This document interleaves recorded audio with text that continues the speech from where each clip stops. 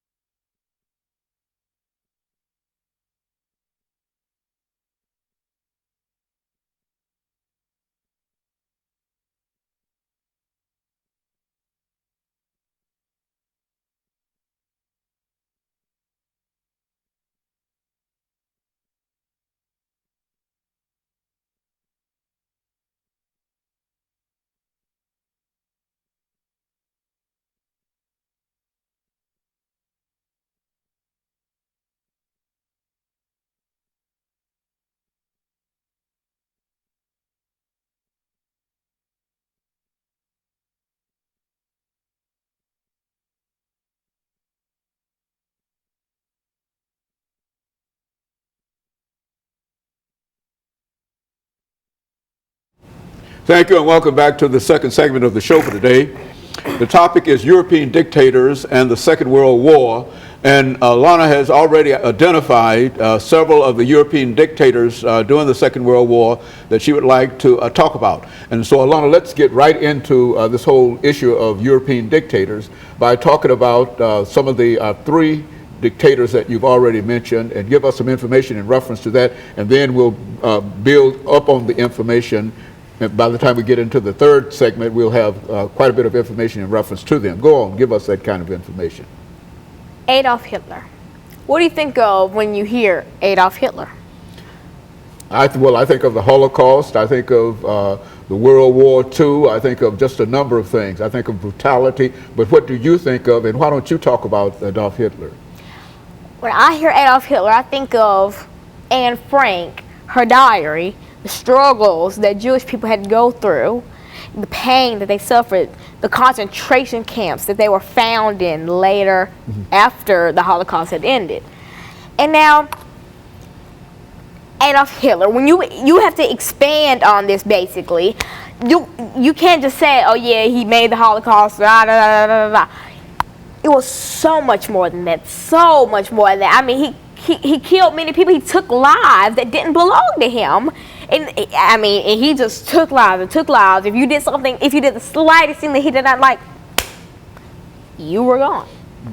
And so that's what I think of when I hear Adolf Hitler. Now let's expand more on who Adolf Hitler was and why he is such an important part of this show today. Adolf Hitler was the Chancellor of Germany. He was born in Austria and died in Germany when he was assassinated.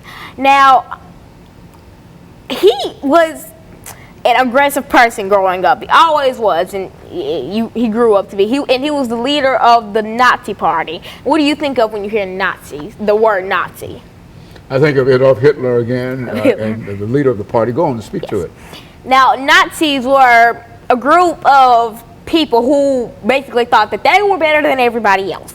Like, if I happened to walk down the street and I walked across a Nazi, I would get sneered at. I would probably get pushed or teased or laughed at because of the color of my skin, because I was African American.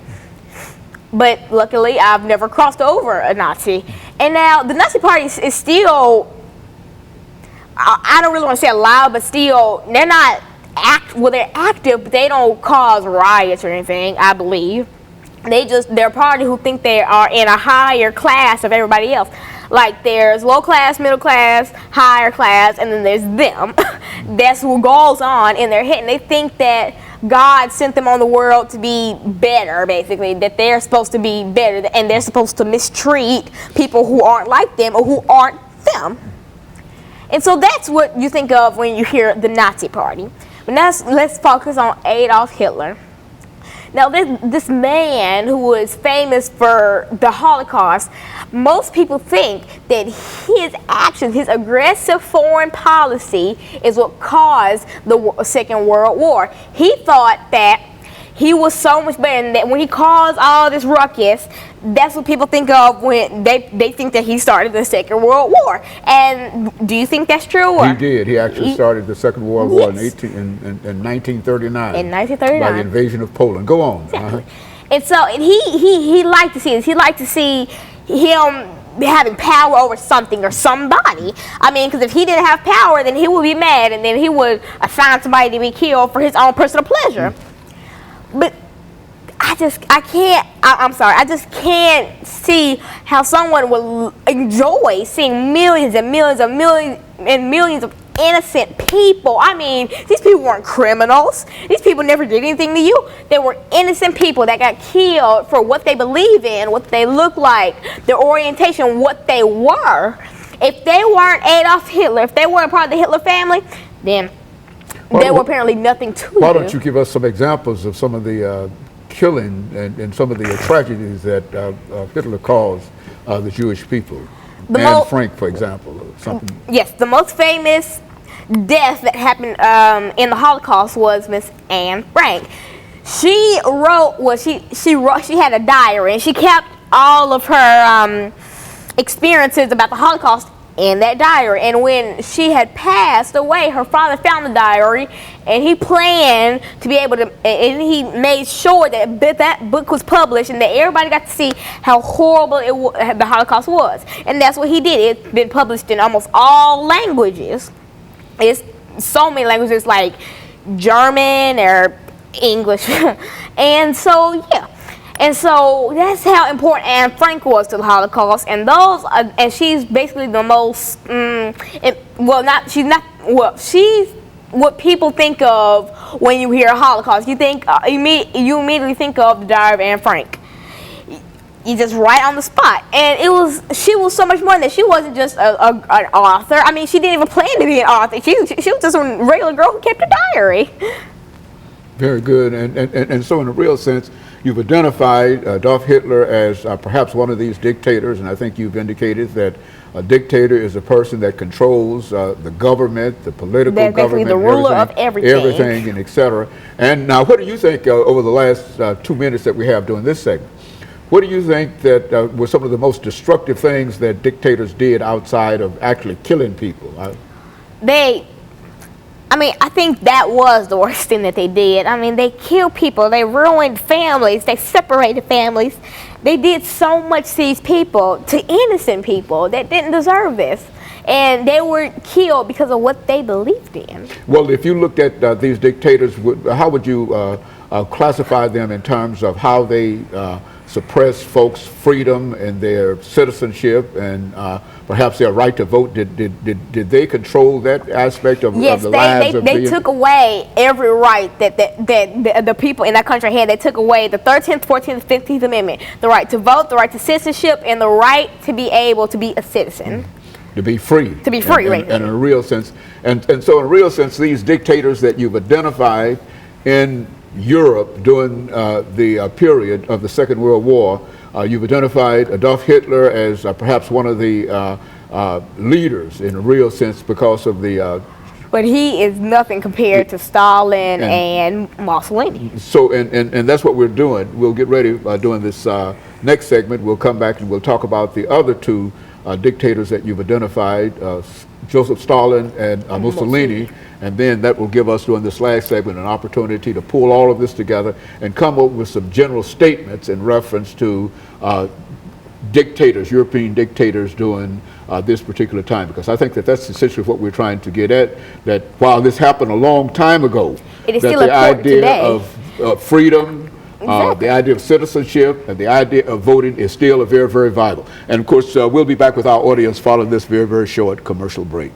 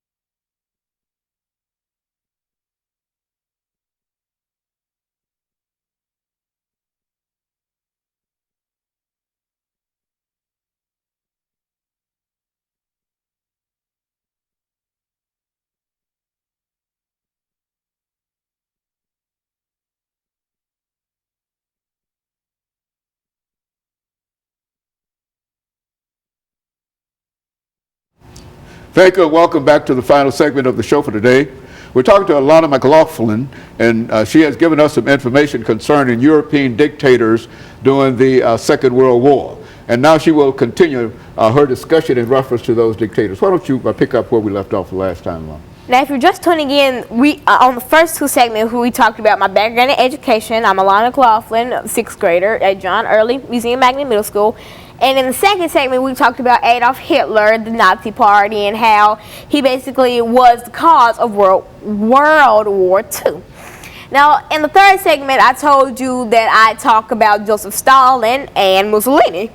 Now, let's start with Stalin.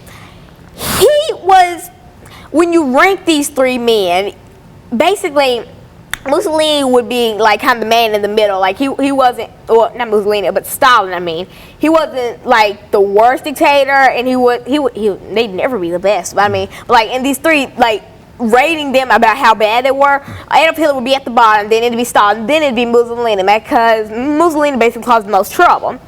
Now Stalin, he's basically the same as Adolf Hitler, but in a different form, had a different mindset, and so many other things wrong with him. Now, Joseph Stalin actually grew up a fighter. Like in his, when he was a teenager, he had a history of being reckless, and he used to bully children, and even in church, he'd make children cry.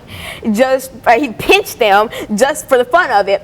And he actually got kicked out of the school for stabbing somebody. And then the next school he went to, he also stabbed somebody. And then he openly admitted to stabbing his girlfriend in the arm. And these other people, he stabbed them in the hand. I mean, think of how painful that must be. And then he openly admitted that he stabbed his girlfriend in the arm. So he grew up a violent youth, and then grew up to be an even more violent person. So those are some of the fun facts that I learned about Joseph Stalin over the weekend. And now let's get into the real stuff. Now we talk. So when you talk about European dictators? If you're also just tuning in, a dictator is basically like a ruler, a person that controls everything, the government, the police, the court. He controls everything, and then dictator also took away something from citizens, three things from citizens: the 13th, 14th, and 15th Amendment, the right to vote, the right to be free, and the right to be a citizen. They had no rights. It's basically like how African Americans were in segregation, but much, much, much, much, much worse. Because, I mean, when African Americans, they were beaten to death, and I mean, the Caucasian community didn't really care. I mean, because that's what they thought should happen to us. But back in Joseph Stalin's time, I mean, it was so much worse. They put them in concentration camps. They torture them, behead them, kill them, shoot them, slaughter them. They do so much to these people, all because of what? Because they were Jewish? They didn't do anything to you, but because they're Jewish and you don't think they deserve to be on this earth, they don't get to live. I mean, who are you to say that somebody doesn't get to live or does get to live? I mean, what? And so, yeah, it's kind of a comparison. Like, blacks and segregation is almost how Jewish people were to the Holocaust and World War II, and all these dictators taking away their 13th, 14th, and 15th Amendments. And now Mussolini. This man was a bad person. I mean, and he was a dictator, and he was just like Adolf Hitler and Stalin, but everything that they did, multiply that, he killed tens of millions of people. And I mean, that's what they all did, but why? What did they do to you? Did they steal something from you? No. Did they shoot your wife or your children? Oh, by the way, Mussolini had 7 children. Fun fact about him. But anyway, did they shoot one of your children? No. Did they try to steal one of your children? No. What did they do to you for you to kill tens of millions of your own people? You're supposed to be the guardian of these people, but you are just some evil being that decides you're going to kill them because they're not like you and because they don't want to follow you. And so I don't believe that's right. I don't think that's right at all. That's horrible.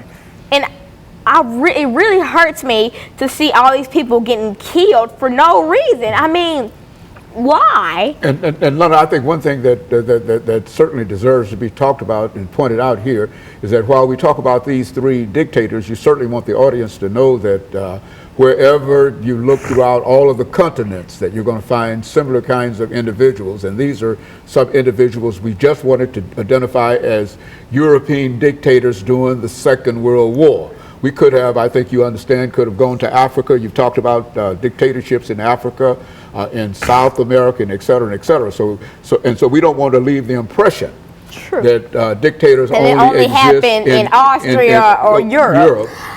everywhere. It's bullying, basically. I mean, bullying is, if I just kicked you right now, that would be bullying, because I'm putting my hands on somebody else. If they didn't ask you to put your hands on them, then don't put your hands on them. I mean, killing is a type of bullying, and it happens everywhere. Being made to work in farms, bullying, you beating them, whipping them like the slaves were treated, bullying. And it's a matter of how big it is or how small it is. Small, getting pushed down in the hallway, that's kind of medium. You killing tens of millions of your own people, that breaks the scale right there. That is the worst type of bullying. I mean, like dripping slow acid on somebody's skin was a method of torturing, which was banned by the U.S. But anyway, that's something that they used back in that kind of era. And so that's a type of bullying. You killing them and doing all this to them because what? Because they're Jewish, or because they're black, or because they're not like you. Well, Lana, look, in terms of all of this, these dictators that we've identified in Europe, and as well as the rest of the dictators all over the world, what are some of the things that you can tell people of your age this morning in terms of how they have to react and how they have to act to one another, so that not only they might understand more about these individuals, but also be able to have a better attitude toward one another and toward parents and their relatives and etc. Every school you go to, I mean, you can't just say this school doesn't have bullying. I mean, you may not know it, but every school has bullying. Every class has bullying.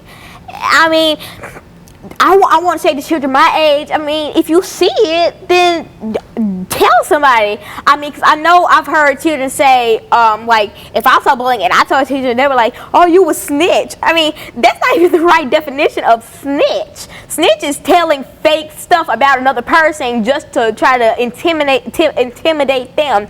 That's not being a snitch or being a tattletale or whatever. That is being truthful. That's being a good-hearted person. So that's why I want to share children my age, because they're being influenced by all this music and all these people that tell them, oh, don't be a snitch. Snitches get stitches or whatever. That meaning snitches get cut for telling or whatever. I mean, I doubt that, and if you do, then you will die knowing that you did something good and that you helped somebody and that you potentially stopped that was something that can turn into a bad situation. And so that's what I want to tell children my age. I mean, don't think you're going to be a snitch, you're going to be attacked because you tell somebody something. Tell a teacher if you see something.